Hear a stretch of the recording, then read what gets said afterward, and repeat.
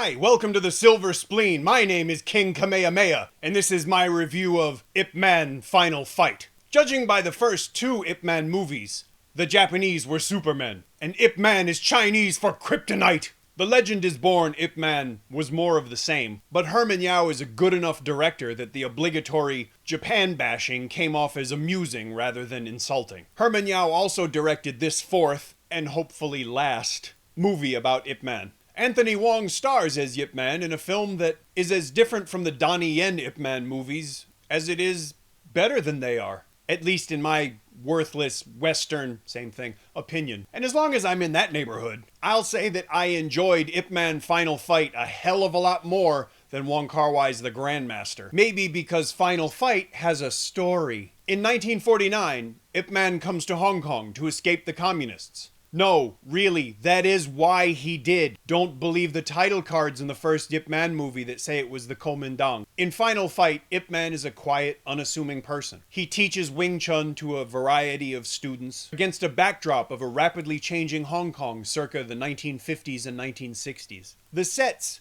in Final Fight are fantastic. And it's easy to see that they spent some real money on the costumes and the sets. I just really enjoyed looking at them. It really adds to the film and creates quite a convincing and engaging atmosphere. Now, this is a movie about a martial artist, but it's not really a martial arts movie. There are some martial arts, but there's no climactic boss fights. A duel between Anthony Wong and Eric Tsang might at first sound like a gag from a Chinese New Year film, but it's actually impressive in its own way and in some ways quite realistic. The rest of the movie is that way too. It's mostly stories about everyday people struggling to find a way through their lives, and Ip Man tries to offer them guidance, support, and advice with varying levels of success. Now, these stories work because of the acting, which is impressive if not always perfect. It was nice for me personally to see Zhang Lujia in a role where she gets to try to do some acting as well as just doing martial arts. I'm not going to say she does a stellar job with the acting opportunity she's given, but she tries, and she's not that bad. And for me, her action scenes more than make up for her lack of thespianism.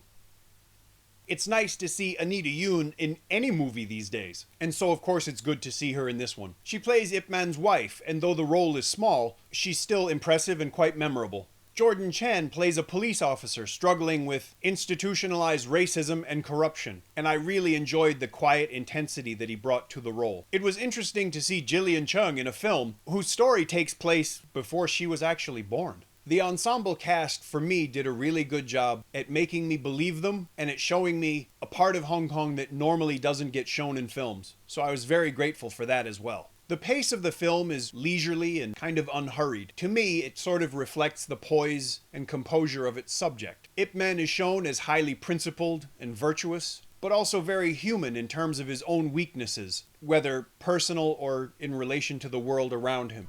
Chicks cannot hold their smoke. That's what it is. This movie is easily my favorite of the four Ip Man films, and it's also one of my favorite recent movies of any genre. I can easily recommend this movie to you, as long as you don't think it's a martial arts film, because it isn't. It's just a very good, very entertaining movie. I want you to watch this film legally. I want you to buy a disc. In the description, you can buy a DVD, you can buy a Blu-ray. Do that because, as futile as it may be, I just don't like people stealing movies. And I realize this film is probably sitting somewhere over there to my left, where you could probably watch the whole thing with a click of a mouse. But you know what? Don't do that. A, it looks like crap on a computer screen. And B, how's Herman Yao going to get money to make more of these movies? So buy a disc. For me, if you enjoyed this review, please leave me a comment. If you didn't, leave me a comment anyway. It's fun. If you like my reviews, I would greatly appreciate a subscription. It seems as though people are actually starting to listen to me, and while I'm flattered, I'm also slightly nervous.